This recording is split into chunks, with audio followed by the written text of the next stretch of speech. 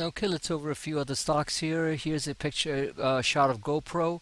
I keep on showing the chart, which is extremely specific and has been very accurate. So let me just put some verbal comments on it. So bottom line is we picked up the stock somewhere around this level, around the 37, 38 level, if I remember correctly, which I do. And bottom line is, let me take a 60-minute here. Okay, that's better. So identified an inverse head and shoulder pattern. It took off like a rocket. It hit the top of my range, which is exactly where it was, and right here, and that was a sell. And I did that. So it was close to 45, let's put it this way. So it pulled back and it came in down here. This is still a very nice looking chart. The 34 and the 50 is moving up nicely. There is basically a reversion to the mean where, in simple English, it comes down to reset the indicators, and it kisses the 34, and if it kisses the 50, that would be around another dollar from here.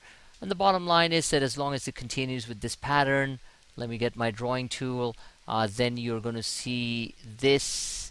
You're going to see a minor consolidation come down to about a dollar from here, and then it moves up. I wouldn't be surprised one bit to see the stock at around 48 level, if not highs. Now, if you do the cup breakout, and that would be an interesting simplistic way of looking at it, this cup measures from 44.40 to 37.20 to 44.40. So about 7 points, okay? So add 7 to 44, it comes to 51. Lo behold, 51 is almost, slightly above slightly above where the all-time high was. So there you go. So it's a nice cup building a handle, and then it will attempt to break out. If it breaks down, we know what the levels are. It's going to come back and test the $40 level again. Okay, that's GoPro. Now let's take a look at Feye. This stock is tough to read in the sense that I called it here. And it moved up about a point or so. It really doesn't pay the bills for me. You gotta think of the $3, $5, $6, $7 movers. That really move, and the options double and triple. Well, I shouldn't say double and triple, but go up 60, 70, 80%. Fire right doesn't really do it. If somebody wants to play it by stock, that's fine. You can get squeeze out a point or two, unless we have a humongous squeeze or some sort of takeover rumor, which kind of surface here and there. Then I'm looking at this thing possibly going as high as $32. There is a large gap to fill here, and I wouldn't be surprised if this pattern symmetry gets played out and and we get towards and then it comes down here. Let's say it goes 31, comes down 26.30, and then goes up here to fill this gap. That's a possibility. So I'm going to keep a very close eye on it, and just move on from there. All right, let's take a look at Tesla. Now here's a very important key point here. I'm sorry, I'm a little bit tired today. I was up late last night, and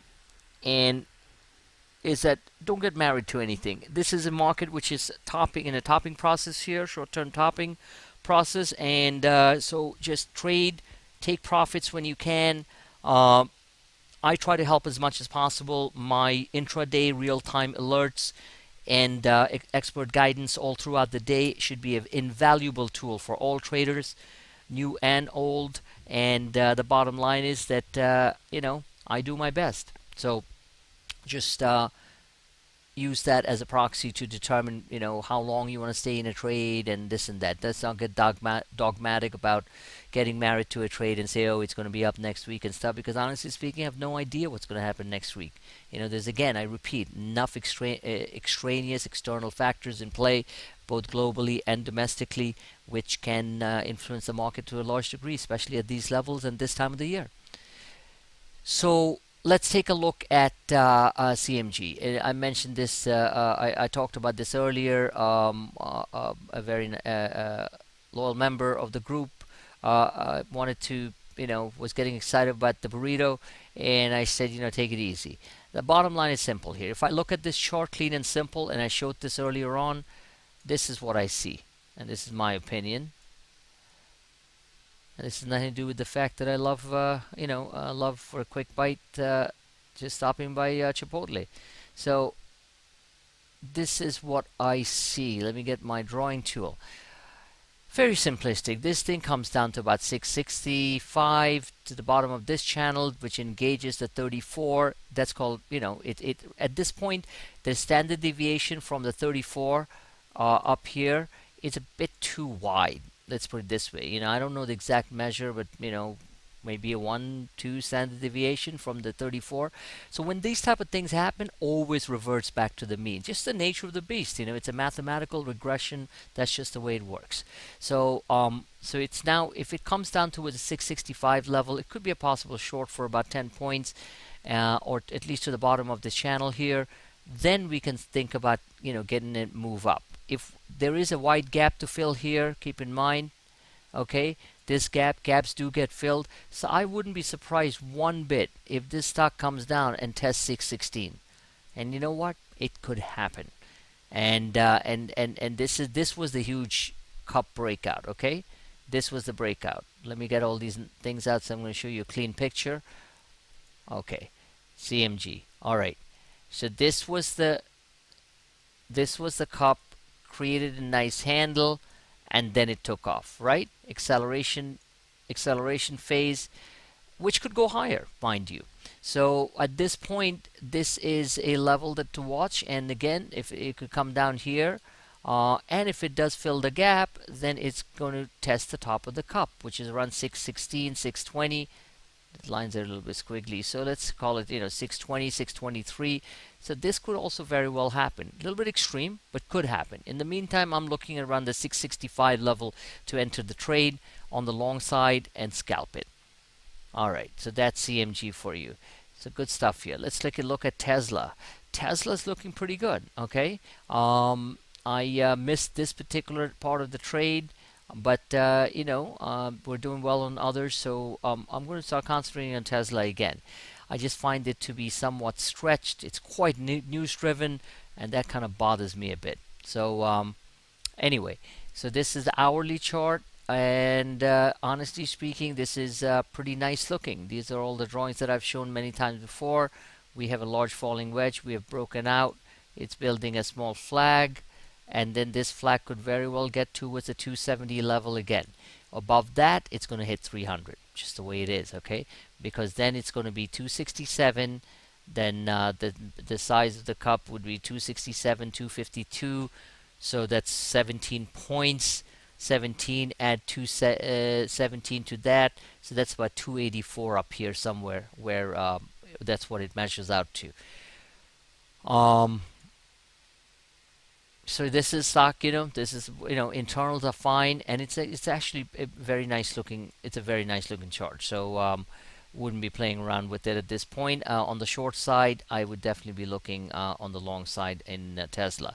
Now keep in mind that if we break, let me get the drawing tool here. If we do break this level, which is around 250, let's say around 258 or so, then we could possibly come down and test this large breakout, which would be around 246. So all this could happen, just passing it on to you, which would kind of damage the symmetry of this chart. So that wouldn't be too good if it comes down and tests the 246, 48 level. But if it comes down and tests the 254 or so, then that's fine. That's still about 8 points from here, and it's okay. Tesla's fine, but just giving you the different scenarios. Let's take a quick look at Google. Google's got a funny looking chart, to be honest with you. So this Twitch got just bought up by Amazon. Google was looking to buy it. All kinds of different things. So Google at this point, to me, doesn't excite me. I've played this stock very well. This is the real buy point down here. To trade it from 560, it went to 598. Now it's moving sideways. There's nothing wrong with the picture. And just to show you before I run out of time, that this could consolidate down to with the 582 level and then move up to 606. So I'll be watching it carefully. Keep an eye on my real-time Twitter feed.